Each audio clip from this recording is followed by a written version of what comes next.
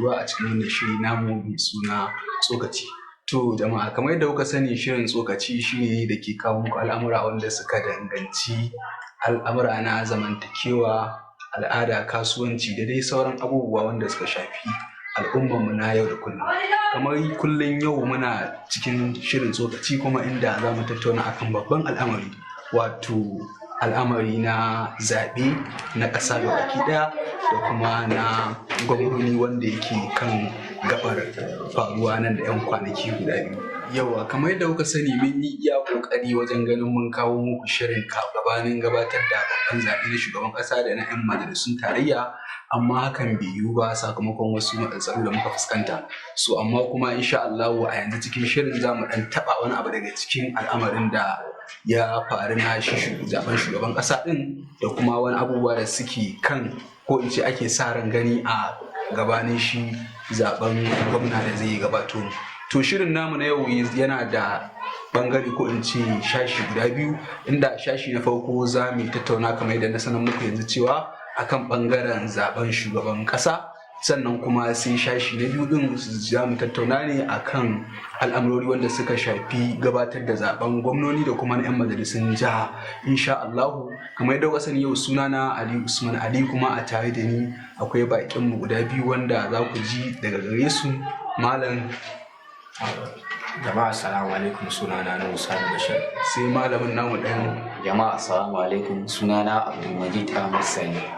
Tam, kamar yadda kuka gani yau muna da baki guda biyu, ɗaya daga ciki malam Nuhu Sani Bashir da kuma malam Abdulmajid Sani. To insha Allah ba tare da bata lokaci ba, akwai tambayoyi da yawa da aka tsara a wannan gida, kuma insha Allah zan dinga karanto tambayoyin, sai dai tambayoyin sun kasance wata tambayar idan aka yi ta zan buƙace su daga baki ɗaya su ansa ta, wata kuma idan ɗaya daga cikin su ma ya ansa ta wadatar domin amfani da lokaci.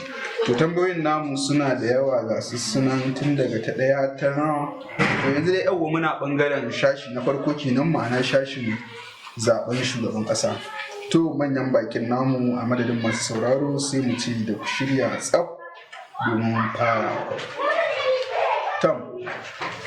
A gurguje zan tafi kan tambaya ta ɗaya kai tsaye ba tare da ɓata wani lokaci ba, inda kuma tambaya ta ɗayan take cewa idan muka yi duba akan nasarorin cin zaɓe da shugaba mai barin gado ya yi, wato shugaba Muhammadu Buhari, da kuma zaɓaɓɓen shugaban ƙasa ma'ana Bola Ahmed Tinubu,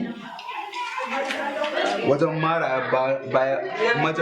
marawa bayan al'umma, shin malam me kuke gani akan wannan nasarorin nasu guda biyu? Bara mu fara da kai malam Nuhu Sani Bashir. To idan ka ce nasara cin zaben shugaban ƙasa mai barin gado, kamar kana nufin tun bayan lashe zabensa daga shekara ta 2015 kenan?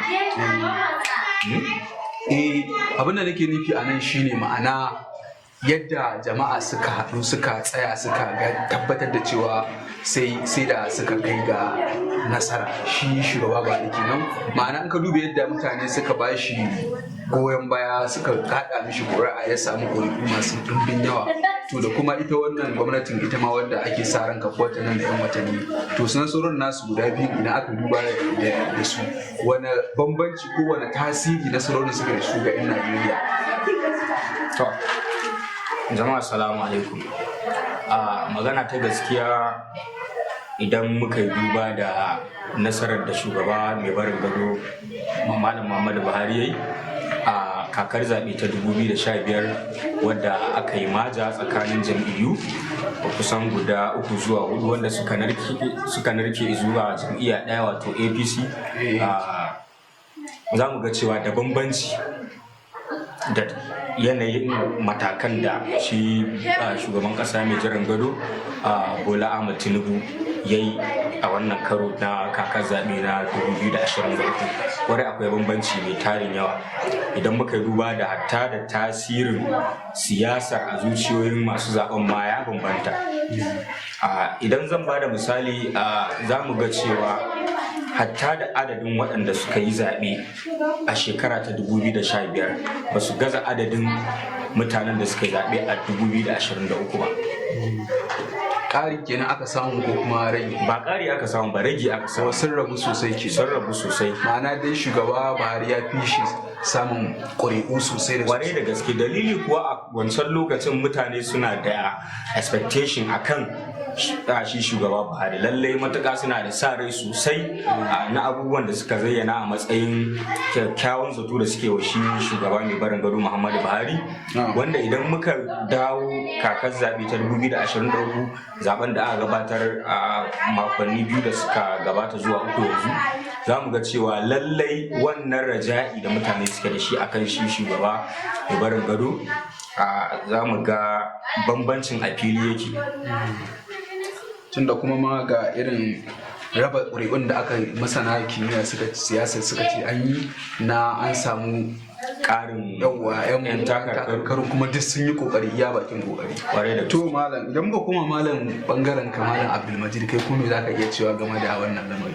Yawwa, ni abin da zan yi magana a kai shi wannan zaɓe da aka yi na 2015, to a lokacin mutane suna da hope ne akan Buhari, akan idan ya ci wannan zaben cewa ga abin da zai yi wa jama'a, ga ci gaba da zai kawo wa Najeriya, mutane za su samu aikin yi, tattalin arziki zai karu na ƙasa da kuma makamancin haka. To saɓanin kuma abin da ya faru shi kuma a lokacin zaben Tinubu da aka yi, inda shi lokacin zaben Tinubu da aka yi mutane ne suka fito dai da zuciya aka yi zaben, ba wai zaɓe ne aka yi shi irin na baya ba lokacin 2015 din, yawa da sa da aka je aka yi shi wancan zaben da aka yi na 2015, amin nake nufi kenan. Tunda mutane lokacin sun yi amanna cewa idan Buhari ya ci wannan yawa yan siyasa kenan za a samu abubuwa da dama in Buhari ya ci wannan mulkin. To shi kuma a lokacin Tinubu da ya ci wannan kujera, to shi kyakkyawan zaton da ake dora mai akai shine ana tunanin tunda an ce da abin da kuka zaba to ku dora mai kyakkyawan zato a kansa, kada ku zo ku dora mai ku zo ku ta faɗan magana, saboda kalami ma yana kawo tunda kuma aka yi duba da hope din da aka sa a wancan bai amfani. Yawwa bai amfani, kawai sai dai a sa rai da kuma abubuwan da addu'a kuma yadda malamai suke ta faɗa. To muka koma kuma tambaya ta biyu, inda ita kuma take cewa a ganin ku wani matakai shi zaɓaɓɓen shugaban ƙasar zai bi domin gyara Najeriya? Bara mu fara da kai malam Abdulmajid. Ok, shi matakan da ya kamata dai a ce gwamnati in ta hau wanda za ta fi don gyaran Najeriya. First dai abin da ke damun ƙasar nan shine tsaro. Tsaro shine ƙasa a cikin ƙasar nan. Bacin wannan kuma ana buƙatar ilimi a ƙasar nan. Kuma bacin an sami ilimi sannan ga wahalar rayuwa a ƙasar nan. Ba ka iya abu ukun nan ma in ka tsaya a kansu za ka yi duba cewa me waɗannan abubuwa guda uku su kaɗai ma sun isa a ce misali idan shugaba ya hau ya yi wannan abubuwa to insha Allah abubuwa za su tafi yadda ake so. Tom, malam Nu, me za ka iya cewa akan abin da sabuwar gwamnati ya kamata ta bi domin wajen ta sauya Najeriya? To, dama kowane ɗan takara yayin da yake neman talakawa su sahale masa wajen ganin cewa ya dare wata madafar iko, ko ta gwamna ce, ko ta dan majalisar tarayya, ko ta ciyaman na local government, ko shugaban kasa ɗungurungun, to idan ba shi ne yake yin mulkin a lokacin ba, ma'ana ba shugaba ne mai ci ba, wani ne a kujerar yake neman ta domin shi ma ya haye, to hakan yana nufin cewa akwai wasu kurakurai da ya ga ita gwamnatin tana yi wanda shi idan ya samu dama zai gyara. To ni a gani na Bola Ahmed Tinubu zaɓaɓɓen shugaban ƙasa ɗan jam'iyyar APC ne. Shugaba Buhari, shugaba mai barin gado, ɗan jam'iyyar APC ne, ma'ana jam'iyyar APC ce ta gama, za kuma ta ba jam'iyyar APC ta ci gaba. To don haka duk wata matsala sun santa, abin da yake na daidai sun sani, abin da yake ba daidai ba sun sani, kuma kamar abin da ɗan uwa Malam Abdulmajid ya bayani, lalle waɗannan abubuwa da wato ya bayani cewa lallai matsalar insecurity, rashin tsaro, da kuma matsalar mashashar tattalin arziki wato recession, da kuma matsalar menene ka ce malam Majid, education. yawwa sai matsalar rashin wadatar ilimi ga 'yan ƙasa. To lallai waɗannan abubuwa guda uku idan muka duba za mu ga ƙara da tsadar rayuwa ma ko? tsadar rayuwa yana ƙarƙashin mashasharar tattalin arziki. Dam, tambaya ta uku take cewa ga shi dai har an yi zaɓe kuma alƙalama sun riga da sun nuna ma wanda ya ci zaɓe, wanda ga shi ma muna maganin sa Malam Bola Ahmed Tinubu. To a ganin ku wani kwaliti yake da shi wajen tafi da irin wannan ƙasa da mutane suke gani, ko in ce masana kimiyyar siyasa suke ganin da ƙasa ce mai rikici, rudani da ƙalubale da ire-ire? Ni a wannan gabar ina ga dama abin da ake hukunta kowane zababben shugaba da shi shine, ko kwaɗan takara ma kafin a yi zaɓe ya zama shugaba, shine wani mataki ya taɓa rikewa, wani mukami ya taɓa rikewa na jagorancin al'umma gabanin kujerar da ya samu yanzu. Bola Ahmed Tinubu ya yi makamin ya rike mukamin gwamna a jihar Lagos daga shekara ta 2003 zuwa 2007 zuwa 2011. Don haka don haka za mu iya cewa idan ya yi to an gani on the ground, idan kuma bai yi ba an gani. To amma tun da gashi an yi zaɓe kamar yadda ka tambaya cewa gashi an yi zaɓe, to don haka kenan mutane sun yi amandar cewa wannan shugabanci da ya yi na mukamin gwamna a jihar Lagos, ma'ana mutane sun gamsu kenan da cewa lallai ya yi jagoranci na gari, har shi yasa da wannan ya ringa tallatawa al'umma manufarsa har kuma suka amince suka zaɓe shi a matsayin sabon zababben shugaban ƙasa. Ni a gani. Malam Abdulmajid, ko kana da ta cewa a nan? Ina da magana guda ɗaya game da shi Tinubu da ya samu damar lashe wannan zaɓe na shugaban ƙasa da kuma ya nasara a kai. Da yanzu in ka duba dai a wancan mulkin nasa shi na can Lagos dai, abinda ya ƙara sa mulkin nasa ya daɗi saboda makarantu da ya dinga taimakawa a cikin wannan jihar ta Lagos ɗin nan. Ya taimaka ilimi sosai kwarai kuwa a cikin Lagos ɗin nan, dan an ji daɗin ilimin cikin abubuwan da ka ce ana so a gyara wannan ƙasa, ilimi yana daga cikin kwarai kuwa. Gabanin gudanar da zaɓe mutane da yawa na ta ra'ayin cewa Tinubu mutum ne mai nuna ƙabilanci, domin mulkinsa da ya a baya ya nuna hakan, baya ga shaidodi da kuma da aka yi ta nunowa kamar irin su wani kanun labarai na wata jarida da ta buga a shekarun baya cewa Tinubun yana ta cewa shi bai yarda da wani Najeriya ba, bai yarda da Najeriya ƙasa ɗaya ba. Sannan kuma ga batun wata baiwar Allah ita ma da ta yi ta bayani a kwanakin nan cewa ta tambayi Tinubun cewa idan ya ci zaben mulkin Najeriya wani tanadi ko kuma wani abu zai yi wa arewa, kuma ya kada baki ya ce mata cewa shi fa ba shi da wani abu da zai yi wa arewa. To me za ku ce akan wannan batutuwa? Tambayar ta ga kusan tambayoyi guda uku ne a jere.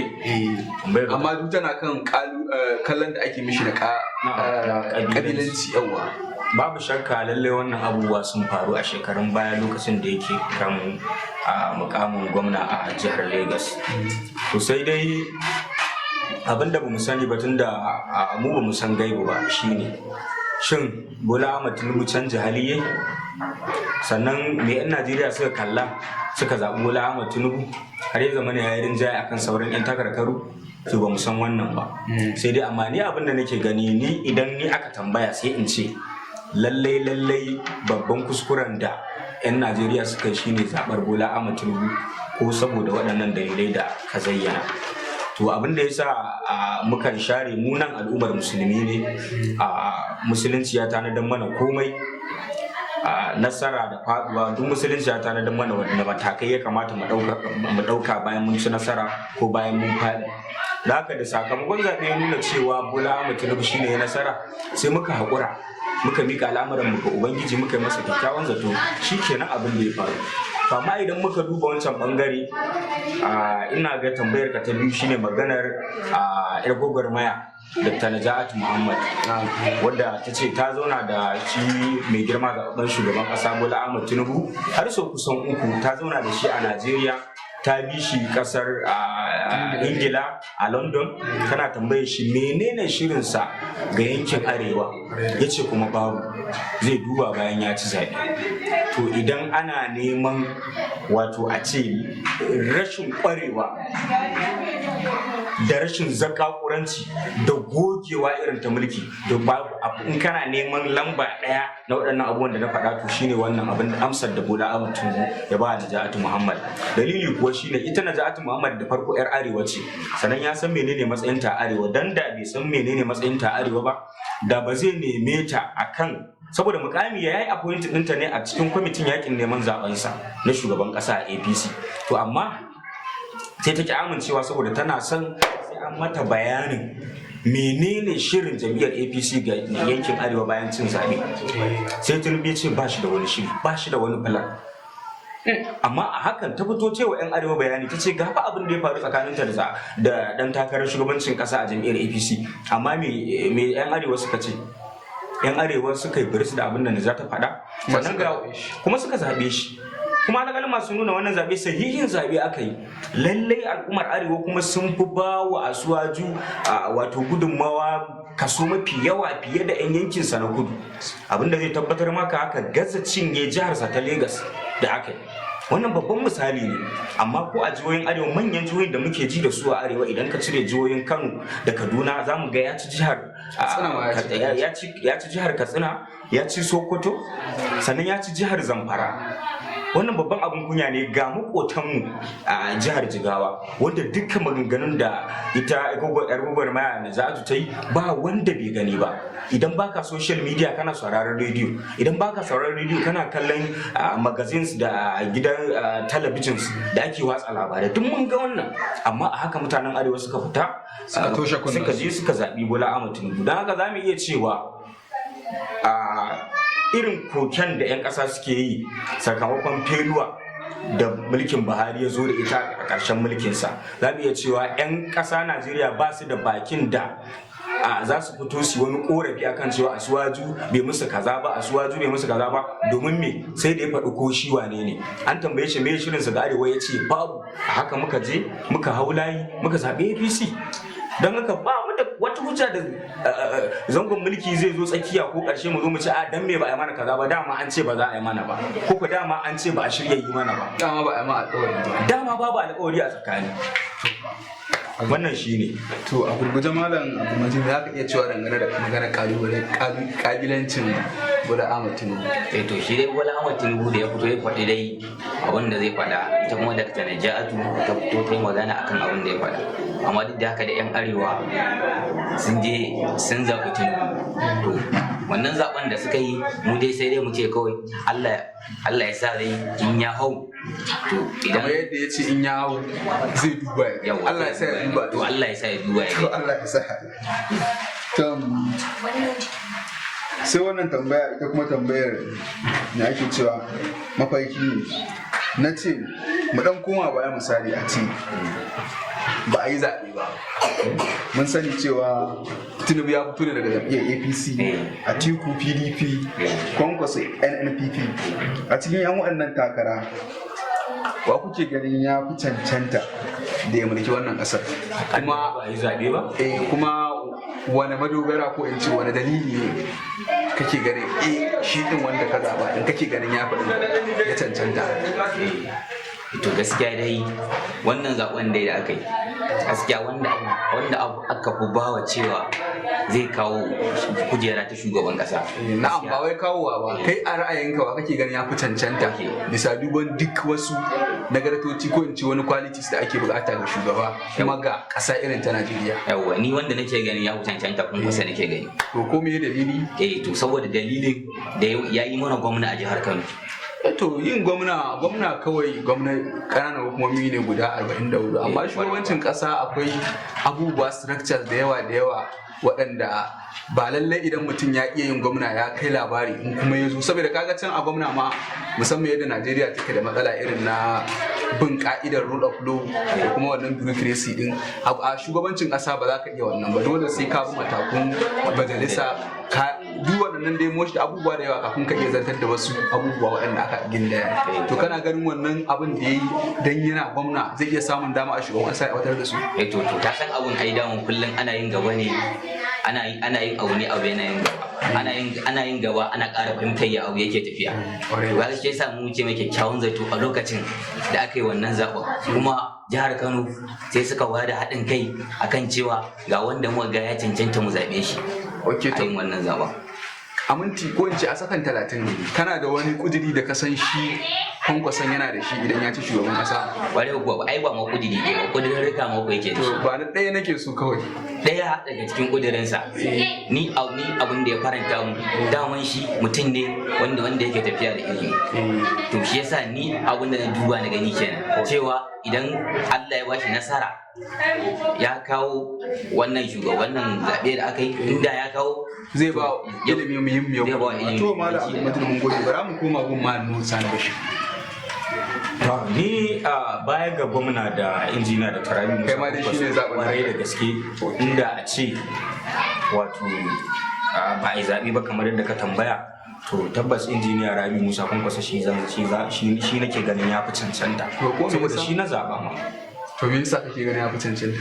Dalili shine ya yi mana gwamna a jihar Kano sau biyu, ya yi daga shekara ta 1999 zuwa 2003, sannan ya ƙara takara a lokacin ya faɗi zaɓe, bai ƙara takara ba sai a shekara ta 2011 zuwa 2015 ya yi gwamna shekara 8 kenan a jihar Kano.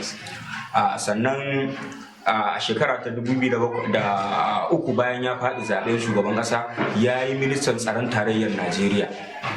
Ya ƙara samun wani exposure kwarai da gaske a sha'anin mulki. Sannan mukamin siyasa, ofis na siyasa da Kwankwaso ya fara rikewa a matsayin first political office a Najeriya shine ya yi mataimakin speaker na majalisar wakilai ta tarayyar ƙasa, wanda wannan babban nasara ce. A matsayin baka taba yin wani mukami na siyasa bai zama nan mukamin da zaka fara rikewa shine shugabancin hatta da shi kansa zauren majalisar gaba daya, kuma ya yi shi tsawon shekara 4 kuma aka cimma nasarori masu yawa a lokacin. Sannan ya zo ya zama gwamna a Kano, aka samu tazara, wanda wannan tazar faduwar da ya wani karin experience ne ya kara samu a zuwa shekara ta 2011. lallai Rabi Kwankwaso ya samu gogewa ta mulki, musamman idan muka duba mukaman da ya rike a matakin ƙasa, wanda dama da wannan ya kamata a ce an gwada kowane ɗan takara, wanda idan muka haɗa wannan zamu ga cewa ya mafi duka 'yan takarkarin cancanta in dai za a duba wannan din, domin shi ya yi abubuwan da muke ganin gasu on the ground, hannu zai iya tabawa, ido yana gani, kunne yana ji. Tam yanzu za mu garzaya zuwa tambaya ta 6 kai tsaye, inda tambaya ta 6 Comrade take cewa masana kimiyyar siyasa sun ce duk lalacewar gwamnati ba a rasa ta da wasu nasarori da ta aiwatar tsawon wa'adin mulkinta, haka zalika kuma a gefe guda ba a rasa ta da wani kurakurai da za ta aiwatar a wa'adin mulkin nata. To idan muka yi duba da wannan gwamnati ta Malam Muhammadu Buhari, shin a gefe guda Comrade Nu za ka yi mana bayani akan nasarorin da ita gwamnatin Malam Muhammadu Buhari ta ci, domin kira ga sabuwar gwamnati ta kwaikwaya ko ta kwafa ko ta dora akai ko ma ta yi sama da haka, domin tun da duk tunaninsu na karawa wannan ƙasa ta mu ci gaba da kuma magance dukkanin matsaloli. Inda Comrade Abdulmajid shi kuma zai mana ƙarin bayani, ko in ce zai mana bayani akan ma'ana kurakurai da ita gwamnati ta aiwatar, ta yaya sabuwar gwamnati za ta ƙauyacewa, kuma waɗannan kurakuran masu ɗin waɗanne ne, domin ganin dai an haɗu an gudu tare kuma an tsira tare. To Comrade Nu gare ka. To ni a wannan gaba sai in ce ka taba ganin an kwaikwaya abin da babu? A kwaikwayi me? Ina nasarar take balle a kwaikwaya? Ai tun da mai girma shugaban kasa mai barin gado Malam Muhammadu Buhari ya karbi kasa, ba nasara ɗaya da ya cimma. Babu dalili akan haka shine idan muka duba da tarin alkawarurrukan da ya ɗauka tun shekara kusan 16 ko 20 da ya ɗauka yana takara, tun daga shekara ta 2003 Malam Muhammadu Buhari yake takara, ya yi takara a 2003 bai ci nasara ba, ya yi a 2007 shekara kimanin 8 kenan bai ci nasara ba, ya yi a 2011 shekara 12 bai ci nasara ba, sai a shekara ta 2015 sannan ya nasara ya ƙara neman takara a karo na biyu a kakar zaɓe ta 2019 ya ƙara cin nasara. To kusan zan iya cewa kuskuren na mutanen ƙasanmu ne. Babban dalilin da yasa nake ce maka bai cimma nasara ko ɗaya ba shine anewa mutum hukunci ne da cika alƙawarurrukan da ya ɗauka yayin yaƙin neman zaɓe. Malam Muhammadu Buhari ya ba wasu abubuwa muhimmanci a lokacin da yake yaƙin neman zaɓe, wanda da wannan ma mutane suka yi masa kyakkyawan zato, suka yi fita farin ɗango a ranar zaɓe a wannan kaka ta 2015. Waɗannan abubuwa ku su ne Malam Muhammadu Buhari ya yi wa al'umma alƙawarin cewa zai tabbatar da gyaruwar tsaro a ƙasa a lokacin ita ce babban matsalar a wannan ƙasa tamu Najeriya, sai kuma sauƙaƙa rayuwa wanda a lokacin nake ganin ta yi tsanani, sai kuma abin da ya shafi wato yaƙar cin hanci da rashawa. Waɗannan abubuwan guda uku su ne muhimman ajandodin da shi mai girma Malam Muhammadu Buhari yake ganin zai ba wa muhimmanci kamar yadda ya alkawari a lokacin da yake gudanar da yaƙin neman zaɓensa. To amma na saurari batutuwa da dama da masu fashin baki akan al'amuran siyasa da mulki, waɗanda suka yi fashin baki akan shin akwai nasara ko ko akasin haka ne a waɗannan alƙawarurruka da ita gwamnatin Malam Muhammadu Buhari ta yi. An cimma ƙudurrukan ko ko ba a cimma ba.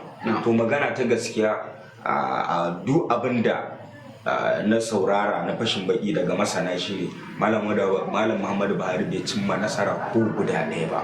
Ko guda ɗaya bai cimma ba, domin ba a taɓa gwamnatin ma da 'yancin hanci da rashawa suka zagaye ta suke kewaye da ita ma irin gwamnatinsa. Duk da cewa kuma yaƙi da cin hanci da rashawa yana daga cikin babban ajanda ɗin. Haka al'amuran tsaro, idan muka koma magana tsaro za mu ga cewa ci gaba aka samu, insecurity karuwa ya ba raguwa ya ba kamar yadda ya ce. Ba na manta a lokacin da yake yaƙin neman zaɓe, wani ɗan jaridar BBC London da ya zo yana son zai interview da shi, to yana sauri har ya hau kafa jirgi yana tambayar sa menene plan ɗin shi akan maganar Boko Haram, wanda ita ce babban matsalar Najeriya a lokacin.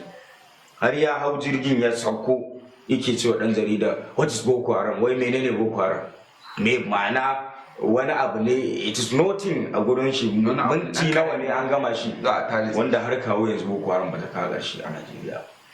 Amma kuma ya yi bayanin kan cewa akwai ƙananan hukumomi da yawa da a lokacin kafin hawa mulkin nashi yake hannun 'yan Boko Haram ɗin, amma kuma daga bisani bayan hawan nasa duga baki ɗaya. Akwai wani hira da na taɓa ji da Channels TV cewa ya ce ma babu wata local government da take hannun yanzu Boko Haram a halin yanzu. Ta ina ya tabbatar? To dai haka yace. Ta yaya tabbatar? Shi abubuwa nawa Malam Muhammadu Buhari yake ba da umarnin a yi su. Farkon hawan mulkin sa ba ma manta ta yi hedikwatar tsaro ta ƙasa gaba ɗaya ta koma garin Maiduguri, ta koma jihar Borno garin Maiduguri. Amma sai da aka yi wajen wata uku ya ce wai bai ma san cewa wai umarnin da ya bayar wai ba abu ba, ashe tana nan a yadda take. Kai tun da kake na ka taɓa ganin rashin kwarewa irin wannan, ka taɓa ganin shugaba a kwarewa irin wannan irin saboda yanayin shekaru da kuma yawan girma. Shekaru wa ya sa ka zo ka karbi jagorancin al'umma da shekaru, ba ka san cewa kana da shekarun ba, wannan ai bai ma zama uzuri ba kwata-kwata. Shekaru ba zai zama uzuri ba. To idan muka ce za mu ba shi maki a cikin kaso 100, shin percentage ne za ka ba Malam Muhammadu Buhari wajen duba da irin ƙudurrukan da ya ta faɗan cewa zai aiwatar? Idan cin nasarar aiwatar da ƙudurin, maki ne za ka iya ba Malam Muhammadu Buhari? To idan maki zan bashi, yadda zan yi mai sauraro ko masu kallon mu gaba ɗaya abinda za su fahimta shine idan maki 20 ne misali ba 100 ba, zan iya cewa zan bashi maki 5 kacal cikin 20. Da shekara 8 ɗin kwarai da gaske 5 fa Malam. To ai babban dalili shine to Malam Comrade, ai idan mun samu labarin tsohon shugaban kasar South Africa ta kudu, Nelson Mandela, akwai wani abu da yi lokacin da mutanen ƙasa ya yi prison ta tsawon shekara 25 yana prison. wani dalili yasa Allah ya taimake shi ya fito, mutanen kasar ya fito da farin jinin su suka zabe shi zama sabon shugaban kasar Nelson Mandela a wata shekara da ba zan iya tunawa ba. Ya shekara 4 su ma tsarin su kamar Najeriya ne. Bayan an gama shekara 4 Nelson Mandela ya ce mutanen kasar suka ce suna buƙatar ya ƙara dawowa a karo na biyu da takarar shugaban kasa. Ya ce shi yanzu ya yi lissafi ya ga ƙasarsa yanzu ba irinsa a wato take bukata ba, don ka akwai bukatar sabon jini, da haka a yi haƙuri shi yanzu zai sauka a kawo wani ɗan takarar. Yanzu Nelson Mandela ya zama abin yabo a gurin duniya baki daya. Aka san namu Malam Muhammadu Buhari kayi abin nan tun a zangon tun da ake shugaban kasa a Najeriya ba a taɓa shugaban kasar da a zangon mulkin sa na farko bai cimma rabi ba. Wallahi a kasar shekara 2 mutanen Najeriya suka fara kuka da Malam Muhammadu Buhari, amma kuma ya kuma tabbatar cewa ba zai iya harkar nan ba, amma da zaɓe ya ƙara zuwa ya fito ya ƙara siyan fom, kai jam'iyyarsa shi kaɗai ta buga fom. Har a wata hira da taba gani da shi ana hira da shi yana maganar he is only candidate in APC, nobody contesting him. Yana magana shi kadai ne dan takara a cikin jam'iyyar APC, shi nan a matsayin wani abun kura kai ne ko wani wane ne. Ana kowa ne to wata nasara da nagartarsa shi, to wata nasara ya cimma. Kuma abin da zai tabbatar ma da haka Malam Muhammadu Buhari ya karkata ne musamman ga ayyukansa a yankin kudu na kasar nan. Amma me da zaɓe ya dawo a 2019 mutanen kudu ba su zaɓi Malam Muhammadu Buhari ba, duk da cewa su yi wa aiki. Mutanen mu na arewan su da aka mayar bola aka mayar sharar su ne su ƙara fita suka zaɓe shi. To ka tambaye ni wai labarin maki, ai sai dai ce maka cikin maki 20 zan iya bashi 5. Dalili ma akan haka shine maki 5 na ya rike shugabancin ƙasa tsawon shekara 8 ba a zauna ba gwamnati ba. To kuma ya batun abubuwa manya-manya na gwamnati da aka yi, titin dogo, prison da aka yi a nan Kano, abubuwa ne da yawa, da sannan ga abubuwa na abin da ake kira da international relation na alakar ta kasashe da kasashe, wanda kuma shugaba Muhammadu an tabbatar da cewa ya je kasashe kusan da dama a nahiyar Afirka, Europe da can ma Asiya domin ƙara inganta alaka ta kasuwanci da kuma alaka ta biyan bukatar kasa, wanda wannan abu ne wanda ake ganin shugabanni na baya ba su cimma matsaya, ko in ce ba su cimma irin wannan bukatu ba. To alakar ta ingantu? Alakar ya bata ingantu. To amma kuma duk da haka comrade, akwai abubuwa da yawa waɗanda musamman 'yan kasuwa wanda suke irin harka ta matsala ta al'amuran kuɗi suke ganin cewa hawan shugaban ƙasa ɗin an samu ɗan sauye-sauye a wasu abubuwa. Domin ba na mantawa akwai tsari irin na canjin kuɗi da aka ce duk alaƙar da muke na kasuwanci da China, amma idan za ka siya abu a China dole sai ka canja kuɗinka zuwa dala, sannan ka maida shi zuwa kuɗin China, sannan ka iya aiwatar da kasuwancinka. So amma saboda irin inganta alaƙar, ma'ana kenan ta ingantu ta ɓangaren China ɗin, an ce za ka iya harwatar da kasuwanci a China ba tare da ka sa dala a cikin exchange ɗinka ba. Kai wa ka taɓa jin ya zo ya faɗa maka cewa shi da kansa ya yi? Ai gwamnatin Malam Muhammadu Buhari labari ce, ai labari ne. Ai sai daga ta ce ai an ce sun faɗa, ai an ce mahukunta sun faɗa. A hukumance wa ka taɓa jin ya faɗi wannan? Ai sai dai zo su yi roman baka. To amma kuma shi ɗin ma Buhari yana ta faɗin cewa duk wannan tafiye-tafiyen da yake yi fa ba wai dan kansa yake ba, shi ba in dan shi ne ma ba wai haka yi, kawai yana yi ne domin ganin dan Najeriya nan da ya sha Allah bar wannan magana, ya sha jami'ar nan da ake ba kai da Allah bar wannan maganar kai ina kamar nan da ka ci da rai da cin jami'a a Najeriya a kashin mulkin ba ai ba ni ba talakawan Najeriya gaba daya. Akwai masu sare tun da kuma kaga jam'iyyar ta sai ta ce ta ƙara ci, kaga kenan har yanzu akwai sare. Kai ina ai mutanen Najeriya kuskure mafi girma da suka aikata shine zabar APC, ƙara zabar APC a wannan kakar zabe. Amma tunda mu nan muna yankin musulmai ne, mun yarda da Allah, mun yarda kuma da addara, sai mu ce to mu ne masa fatan alheri. Ba za ka yi wa mutum fatan tsiya ba, tunda koma menene in masifar ta zo mu ne dai da iyayenmu a cikin kasar, to mu ne masa fatan alheri. Amma magana kwarewa da wani sa rai babu a kansa, babu an cire rai kenan. Ai sai dai abin da muka gani kawai. To bari mu koma ɗaya bangaren Comrade Abdulmajid, me za ka iya cewa ga me zan ce kurakuran da wannan gwamnati ta aiwatar wanda ake ganin ya kamata sabuwar gwamnati ta duba akai kuma ta ƙaurace musu? yawa eto wannan kurakurai da gwamnatin mai girma Muhammadu Buhari ta aikata, abu na farko da zan faɗa game da wannan gwamnati shine kamar rufe boda da aka yi ga kuma rashin tsaro da ƙasa bata samu ba, sannan kuma ga tsada ta kayan abinci, kayan abubuwa, farashi ya tashi, kowane ɗan kasuwa da ya tashi abunsa gwamnati ba za ta je ta kalli abun ba, kowane ɗan kasuwa sai dai ya je ya sa farashinsa yadda ya ga dama, kuma yadda ya sa kuma haka zai siya, kuma gwamnati ba ta ɗauki wani mataki a kansa ba.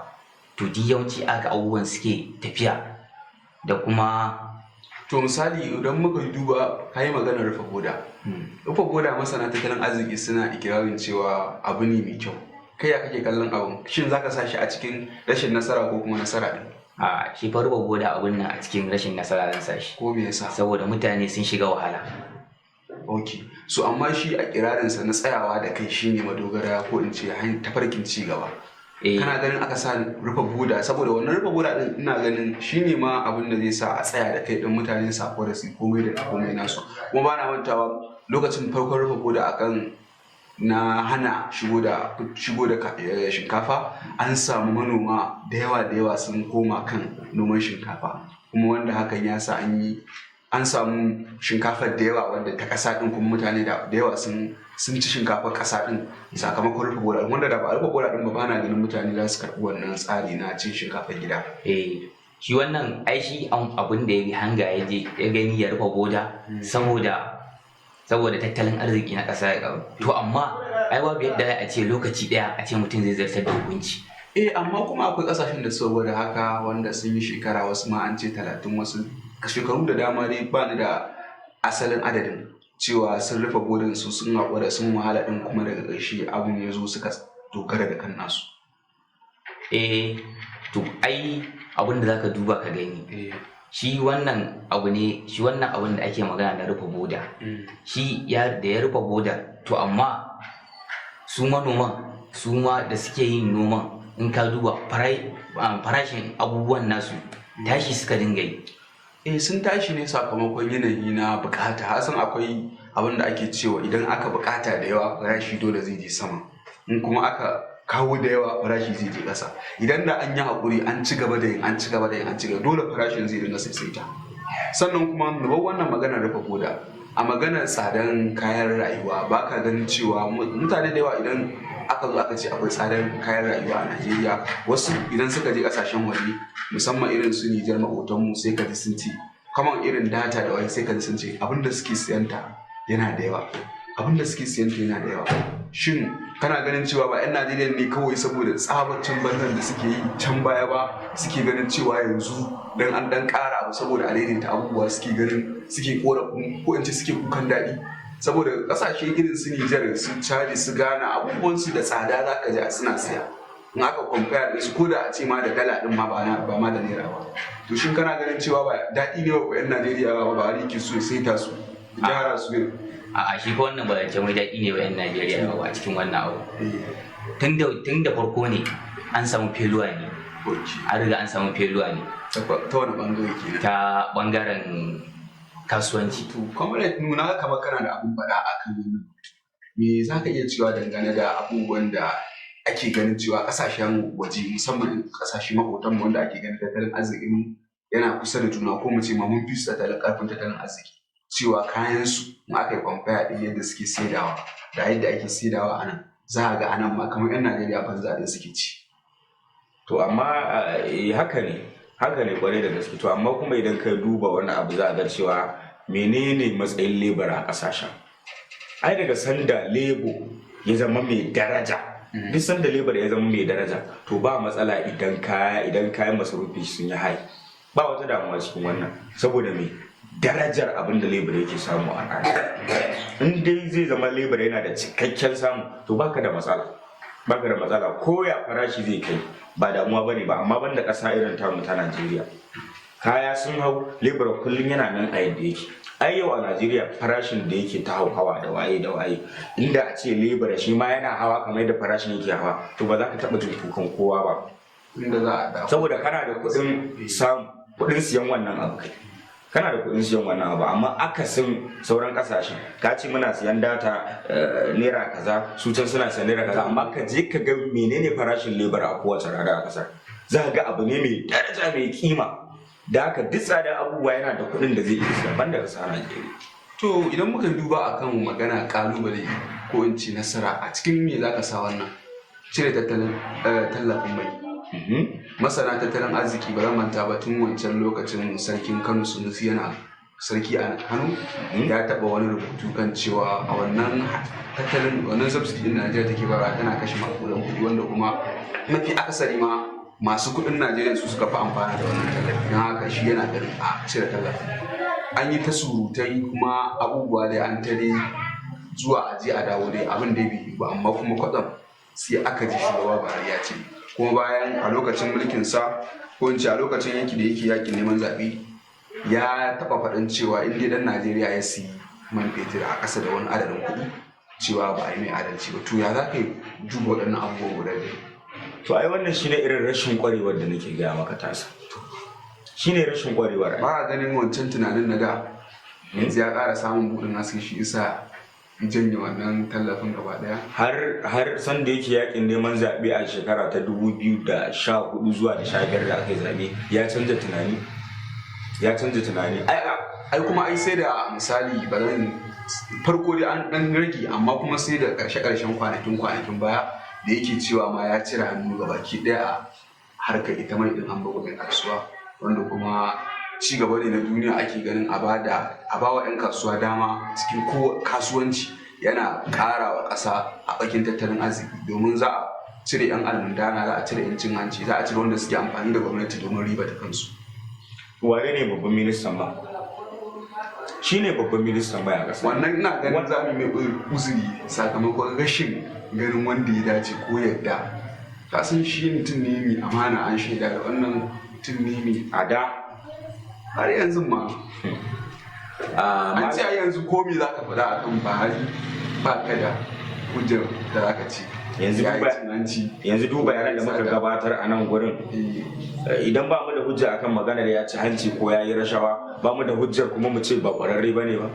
Mu magana da muke bai da ƙwarewa ko ta sisun ko a harkar jagorancin. Yanzu ne kana so ka ce Buhari ya yi murabus? Ai kwata-kwata ina maganar murabus gwamnati ta zo ƙarshe, amma maganar da kake ta janye tallafin fetur ba tunani a cikin ta ko na sisun ko babu tunani, ba a yi tunani ba, domin kai tsaye matsalar talaka take shafa, kai tsaye tana shafa talaka ne. Yanzu da aka cire tallafin man fetur din, shin idan litan mai ta koma 400 ko 500, kamar misalin da ne maka akan maganar rufe iyakokin ƙasa ne a maganar lebura, ai tana nan ai da take, shin shi kuɗin lebura ya karu a Najeriya? Yana nan a yadda yake. To ma ko me za a cire tallafinsa, matuƙar cewa lebura yana nan a farashinsa, to fa matsala kai tsaye shi za ta rika shafa.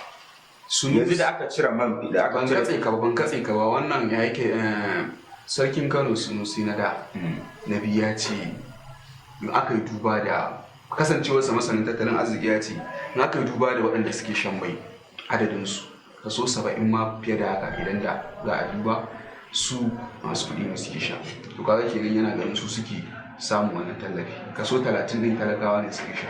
To yana ganin wannan kuɗin da ake asararwa wanda a mai da su wani bangaren wanda zai walatar wa talaka kuma talaka ya amfana. A shawarwarin da ya ba gwamnatin tarayya, shin ya faɗi mafitar su wannan kaso 30 din cikin 100 su talakawa? Ai duk sanda aka ce an haɗa fasanta tsakanin mai rauni da mai ƙarfi, to alal akalli za ka ko da mai raunin shine low percent, shine percentage mafi kankanta, to shi za ka duba saboda shine ba shi da shi.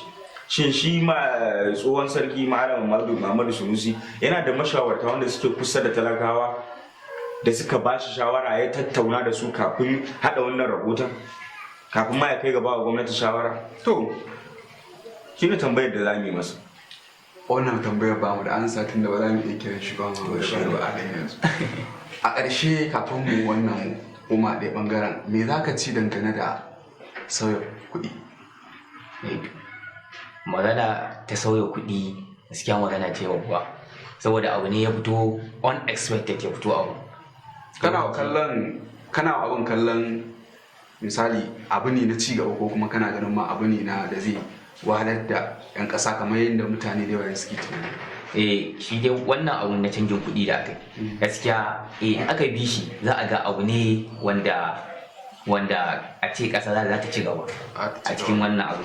To amma kuma shi wannan failure da aka samu ta canjin wannan kuɗin cewa ne lokaci ɗaya mutum ya zo ya abu ai ba zai yiwu ba a ce kai within a baka a ce within 1 month ko 2 months a ce ana so komai ya canja na Najeriya gaba daya. Nufin kare da an bawa abun lokaci mai tsayi cewa za a sanja kuɗin kuma kowa ya mallaki akawun na banki, abin zai zo da sauki kuma zai ƙara wa Najeriya ci gaba a fannin tattalin arziki da kuma amfani da ilimin kimiyyar ƙasa. So amma kuma a wani gefe guda an yi tunani ko in ce masana sun tabbatar da cewa kaso kusan 75 na ma duniya baki daya su suke wakiltar 'yan karkara da 'yan ƙauye, wanda kuma a Najeriya ita ma tana da wannan, ko a ina ma a duniya har ƙasashen da suka ci gaba haka abin yake, ko irin su America su Ingila du 'yan ƙauye sun fi 'yan birni adadi mai yawa. So kaga kenan idan aka ce wannan abun kuma su ya fi shafa duk da kuma birnin ya shafe mu sosai, to kuma a Najeriya akwai inda makaranta ma bata je musu ba, akwai inda ruwa nan famfo bai je musu ba, akwai inda gabaki ɗaya ma titi ba wai na gwamnati ba, titi da za a tsaya a hanya mai kyau wadda ciyayi ba su dinga fitowa ba su da ita.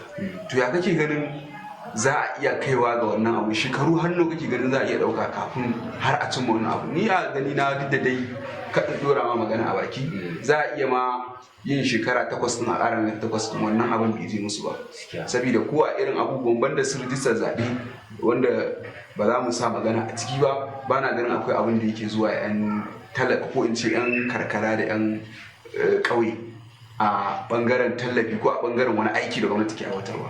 So amma kuma ka ce in dai aka tsaya aka ba abin ɗan lokaci zai faru, to ya kake ganin wani irin lokaci, yawan lokacin da kake ganin za a ba su domin ganin abin ya tabbata kuma ya faru yadda ake so?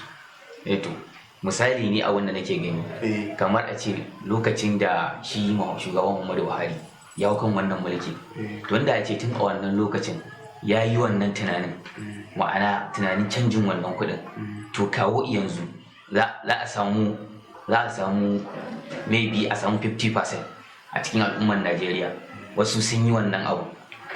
So abinda ma ban gane ba ko in ce ba morore masu sauraro shine shin canjin kuɗin aka canja ko kuma su ake dai a kawo abin da ake kira da rashin kuɗi na tsaba sai dai na rubutu na lambobi? A ganin ka me kudirin gwamnati kai tsaye, wannan so take ta canja kuɗin ko kuma so take ta canja kuɗin ta kawo wannan tsarin da za a rage amfani da kuɗi na tsaba? Wanne ne a ciki? Ita ai zancen gwamnatin nan ba wai wannan canjin kuɗi da aka shigo da shi so ake a rage kuɗaɗen mutane waɗanda ake amfani da su a gansu dai a hannun mutane, to shi ne ake so a rage wannan su koma kawai cikin kawai ana ganin su dai a nan gobe. Yau kaga sanjawar zai sa wanda ma ya koya iya da ya kai bankin nasa zai expire wanda na dake na rubuta sosai. To masha Allah, tambaya ta ƙarshe ta kuma wannan ta sarai ne ga bangaren hukuma aiwatar da zaɓe. Shin a ganin ku an samu wani ci gaba a game da yadda aka aiwatar da zaɓen wannan shekarar na shugaban ƙasa fiye da shekarun baya? Kwamarannu da za ka iya cewa kan wannan batu? Akwai wani ci gaba da aka samu bai wuce an yi zaɓe lafiya ba, an kuma gama lafiya, amma ta fuskar yadda ake gudanar da zaɓen ba wani ci gaba da aka samu. Za mu ga cewa ita hukumar zaɓe mai zaman kanta ta ƙasa INEC ta gabatar da sabuwar na'ura wadda wata da watanni aka rika tallanta, har kuma daga baya kafin zaɓe aka zo aka yi samfulin ɗinta yadda ake aiki da ita, kuma 'yan ƙasa suka gamsu cewa lallai wannan aba za ta yi aiki yadda ya kamata.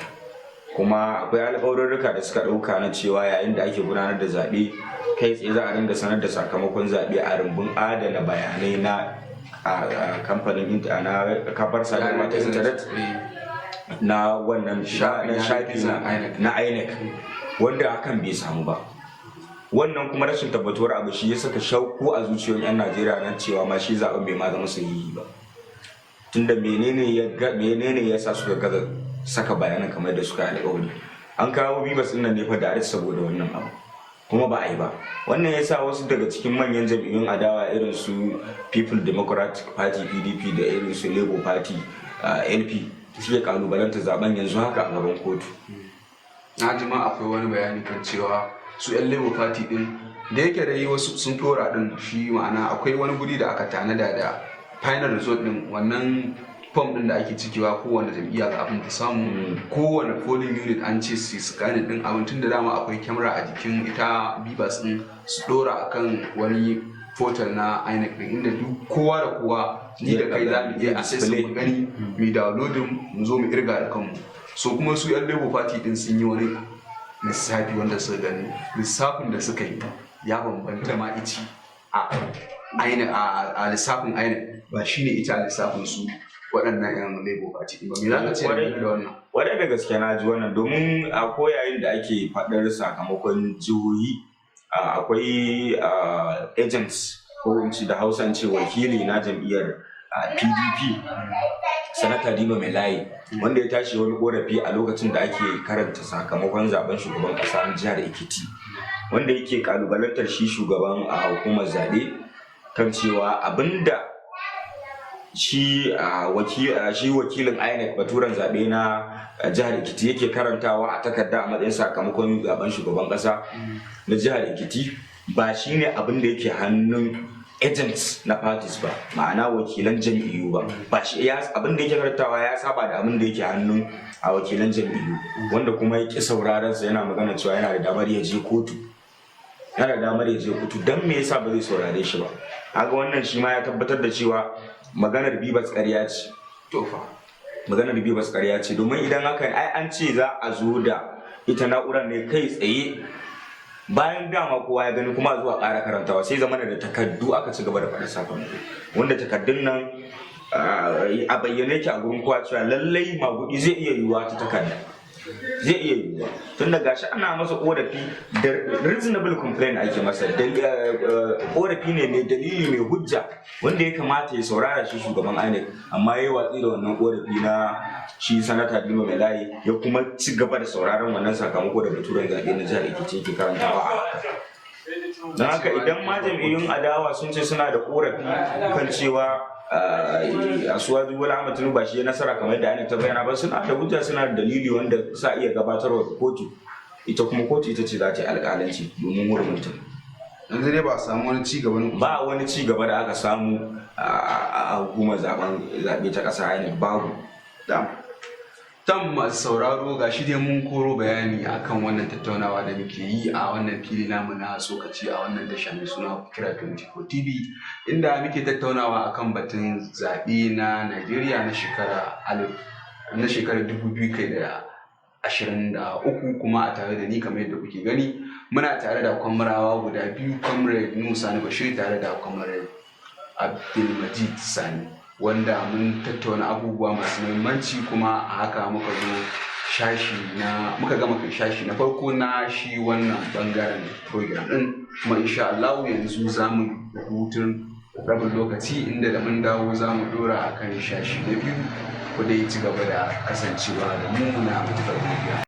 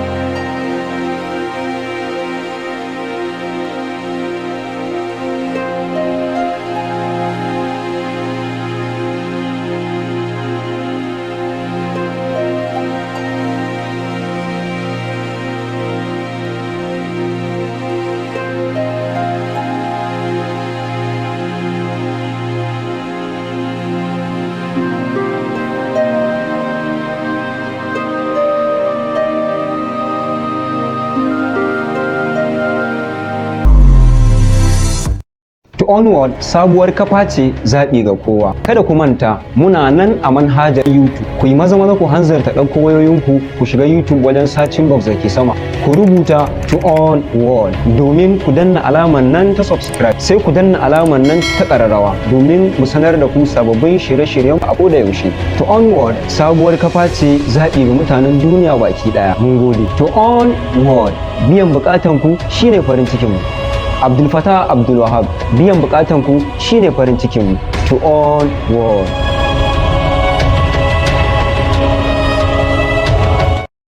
Ta jama'a to yanzu za mu shiga kai tsaye cikin bangare na biyu na wannan program ɗin mai suna tsokaci, inda kuma za mu tattauna kai tsaye akan sha'ani na zaben gwamna da na 'yan majalisun jiha, wanda tunda fari dama mun gabatar da duk waɗannan tsarika wanda yadda shi wannan program zai kasance.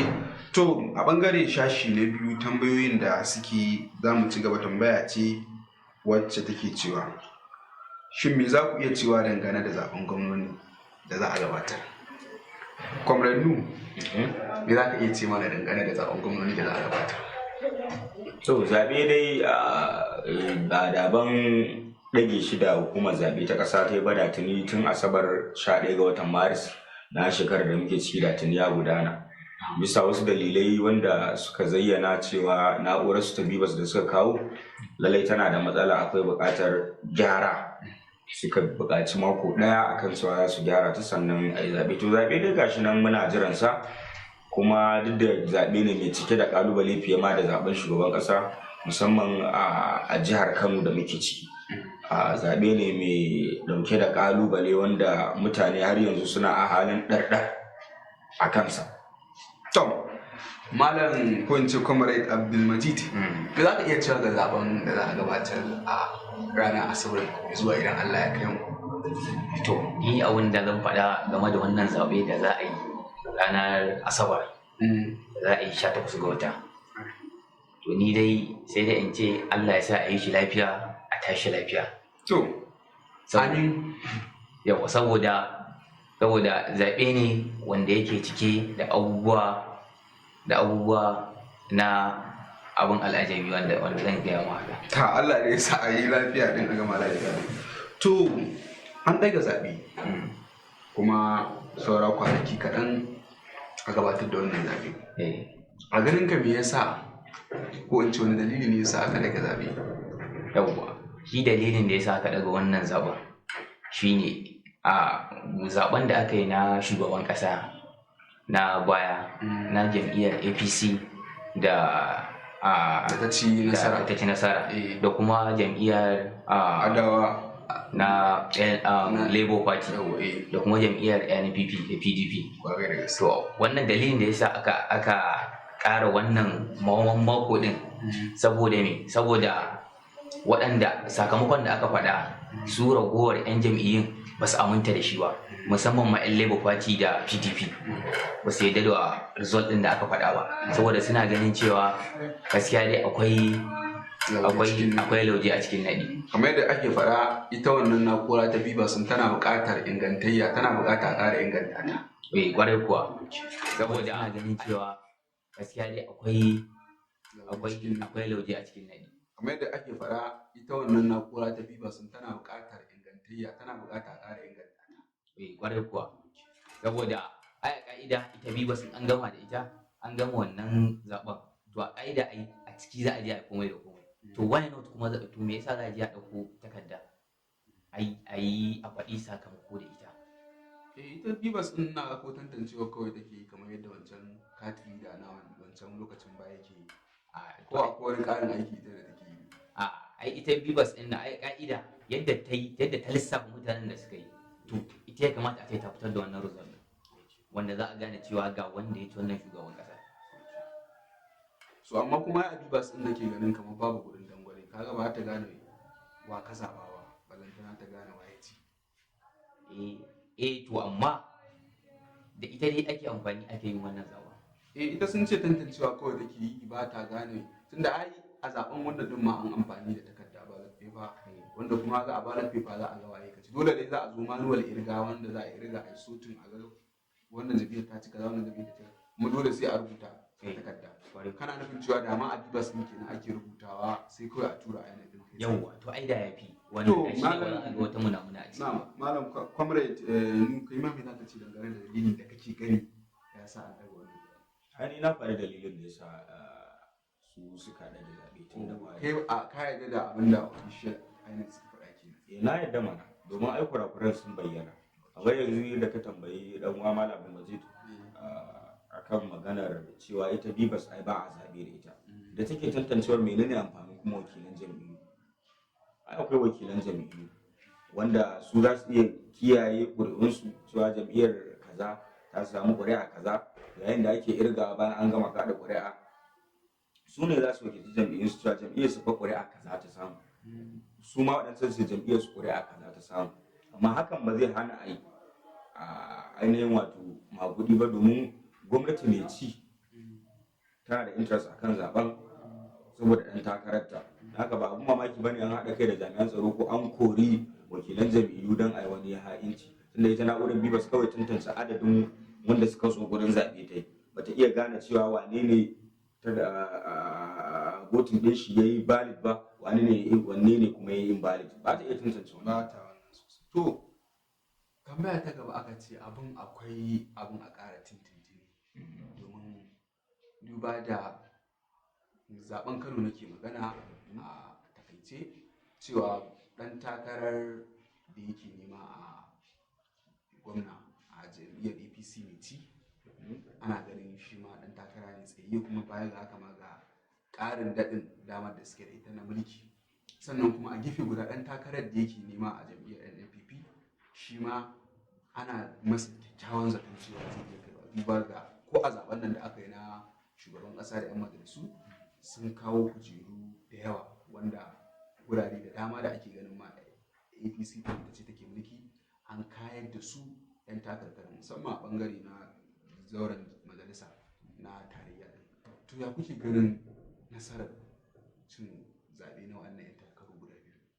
Malam Alkumarannu da kai zan fara. To ni ina ganin cewa wannan ai yar manuniya ce da ta nuna menene zai faru a ranar zaben gwamna da na majalisun wakilai ta jiha. Ai yar manuniya ce ta nuna su wane ne za su lashe zaɓe. Wace manuniya kenan? To idan aka ce maka manuniya an bahaushe ce maka yar manuniya ma'ana wai ya gano menene yake shirin To faruwa. ai gano wani ke so ka buɗe mana. To an yi zaɓe jam'iyyar adawa ta NNPP ta lashe akalla fiye da kaso 70 cikin 100 na kujerun jiha. Me kake jira kuma? Me kake jira? Ai zance ya ƙare. So amma kuma mu a nan Kano an samu sabani da yawa tunda a bangaren kamar majalisa sanatocin Kano ta tsakiya da na Kano ta arewa ne dukkaninsu an kayar da ita jam'iyya mai ci din ta APC inda NPP ta karba sa'annan kuma akwai 'yan majalisu na House of Reps su ma da yawa APC an kayar da APC din NNPP din ita ce ta kawo ba ganin wannan yana nuna cewa su ma 'yan Kano sun gani da wannan jam'iyya ta APC. Ai haka abin yake da haka abin yake kuma maganar cewa jam'iyya mai ci ta tsayar da ɗan takarar gwamna wanda yake tsaye a ina ya tsaya mutum ne wanda yake da cike da kurakurai a nagartarsa shi a karar kansa wannan mutum jama'ar jihar Kano ba su taɓa bantawa da shi ba. Kamar me kake so ka ce kenan? Dalili akan haka shine shi wannan mutum shi gwamna Dr. Nasiru Yusuf Gawuna da yake takarar gwamna a jam'iyyar mai mulki a jihar Kano APC shine ya jagoranci tawaga bayan sun faɗi zaɓe kowa ya shaida a duniya cewa gwamna Abdullahi Umar Ganduje ya faɗi zaɓe a wannan lokaci dab ake da sanar da sakamakon wane ya ci zaɓe da suka tabbatar da faɗuwa shine ya jagoranci tawaga aka je aka kekketa tare da yayyaga tare da batar da sakamakon zaben da ake shirin faɗa wannan abu kuma ya bayu ga cewa ƙuri'un da aka soke sun fi adadin ƙuri'un da shi na ɗaya wanda shi ne Abba Kabir Yusuf na jam'iyyar PDP a wancan lokaci ya ba wa shi ɗan takarar gwamna Abdullahi Umar Ganduje na PDP a matsayin tazara wanda hakan ya tilasta ainihin tun da dama abu ne a tsari a ƙa'ida cewa in dai ƙuri'un da aka soke suka wuce ƙuri'un da aka bada tazara da su to fa sai an yi zaɓe na biyu domin waɗannan ƙuri'u da aka soke za su iya canza sakamako. Allah ya sa ka fahimce ni. Ƙuri'un da aka soke za su iya canza sakamako tunda ba a san wane ne, inda a ce sun yi daidai ba a san wane ne. Ma'ana mu buɗe abun a fili, misali dan an yi zaɓe mutum 100 sai guda 70 misali a cikin aka yi zaɓe guda 100 sai ɗaya daga cikin 'yan takara ya ci guda kamar 40 ko in ce 30 sai kuma aka soke guda 40 sannan kuma shi ɗaya ya ci 20. Haka kenan idan aka da 40 din na aka gyara wataƙila a kai ɗaya ko shi wancan ɗin ma tun da 40 ne Ware ko ya zamana ya wuce shi wanda ya ci 40 wanda idan aka bar zaɓen yadda yake aka gani shi ya ci irin abin da ya faru ke. To kwarai da gaske to masha Allah yanzu dai malam ko in ce kamar kai kuma za ka iya cewa dangane da wannan zaɓe da ake kalla ya kake ganin yiwuwar abu. Ni yanzu yiwuwa abin da nake gani, ka san da an ce juma'a da za ta yi kyau to tun daga laraba ake gane ta. To fa wannan shine yau muna magana a laraban mu ta zaben gwamnati. Yawwa to na ga ni abin da nake hangowa misali zaben da aka yi na can baya na shugaban kasa da ya wuce na Asuwaju da ya ce wannan kujera, to kaga tun da kana za ka ga jihar Kano zaben nan da aka yi ai ta riga ta nuna cewa me duk wani abu da ake tunani NNPP ta kawo shi, ta kawo fiye da yadda ake tunani a cikin wannan zaɓe da aka yi. To kaga it means kenan wannan zaben in ya zo duk da shi ma cewa wannan zaben gwamna tunda akwai jam'iyyu guda 4 waɗanda ake ganin kowa zai kawo nasa a ciki. An ce 'yan takarar ma sun kai guda 20 ne ko fiye da ai wannan karbu da wayannan wani sun kai guda 20 kawai in ka tashi main point za ka kalla waɗanne ne suka fi capacity a ciki. Kaga yanzu in ka ɗauko masu capacity na a ciki kaga postal kaga in ka ɗauki NNPP ka fara da APC ma to ai saboda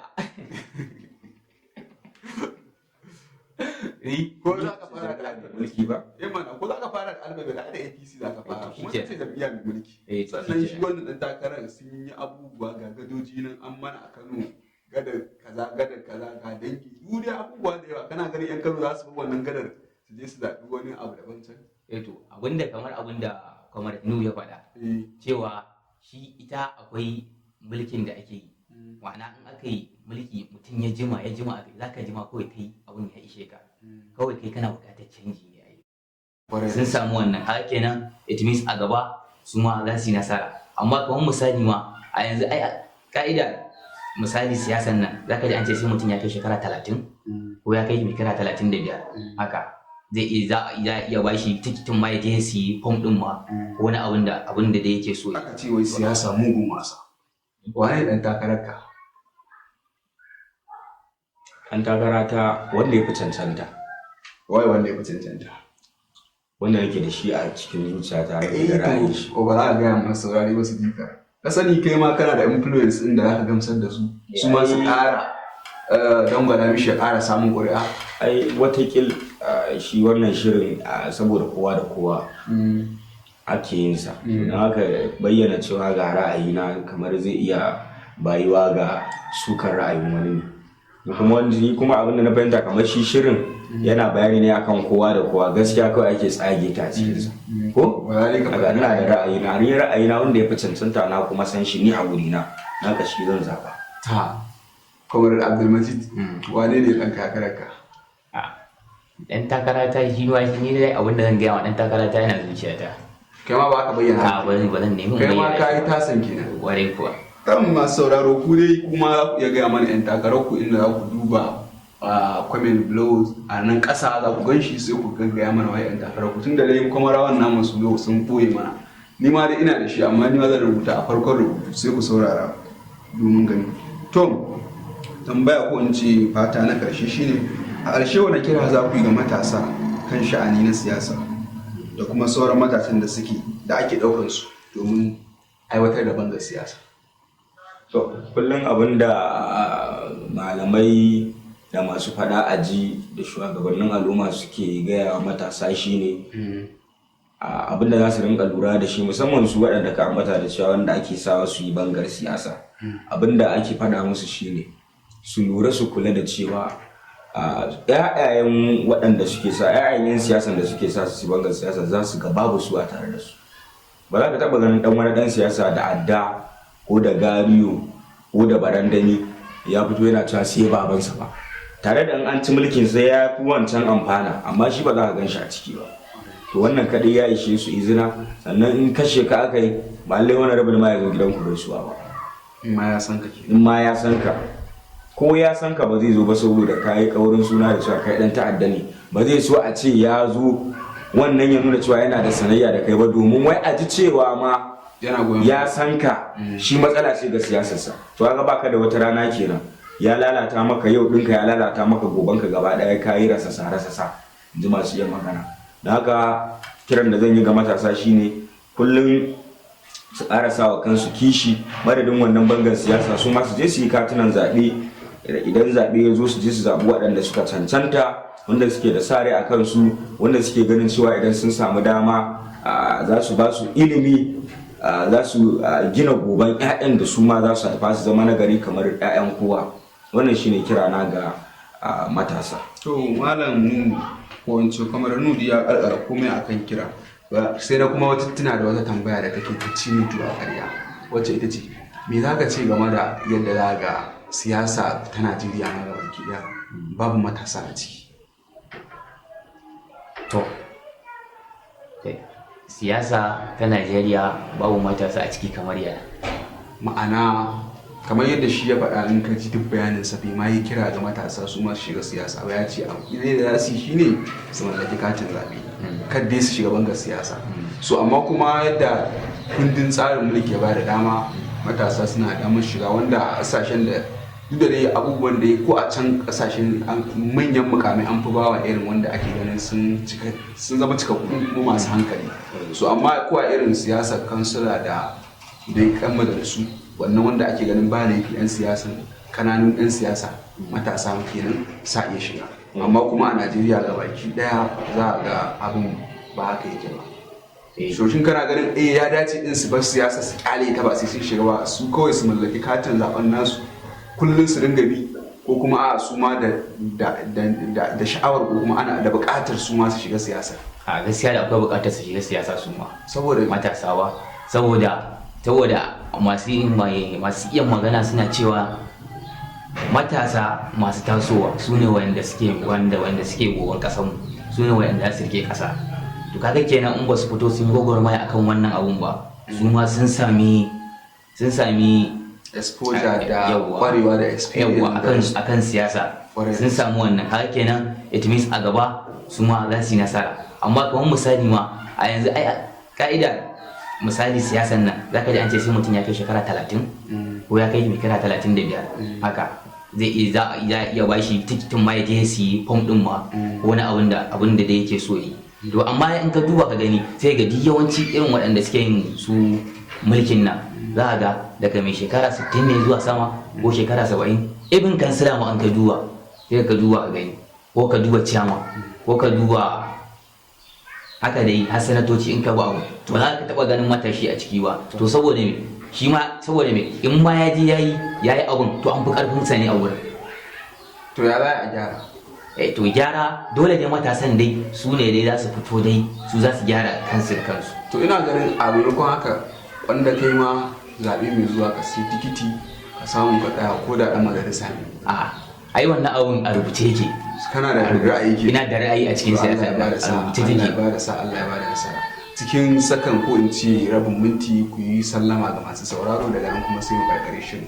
Kwamarannu bismillah. To jama'a assalamu alaikum. Sai kwamaran Abdulmajid. Jama'a assalamu alaikum rahmatullahi ta'ala wa barakatuh. To masha Allah, duka nan muka kawo ƙarshen wannan tattaunawa ta cikin wannan shiri namu mai suna Tsokaci, wanda muka tattauna muhimman batutuwa akan sha'ani na siyasar Najeriya da kuma jihar Kano ta mu baki ɗaya. Muna yi wa kowa fatan alkhairi kuma a ci gaba da kasancewa da mu. Sannan manyan bakin mu muna matukar godiya da amsa gayyata da aka yi kuma aka zo aka ba mu lokaci. Allah ubangiji ya saka da alkhairi kuma Allah ya ba mu nasara a dukkan abin da muka sa gaba. Wassalamu alaikum. Tsokaci.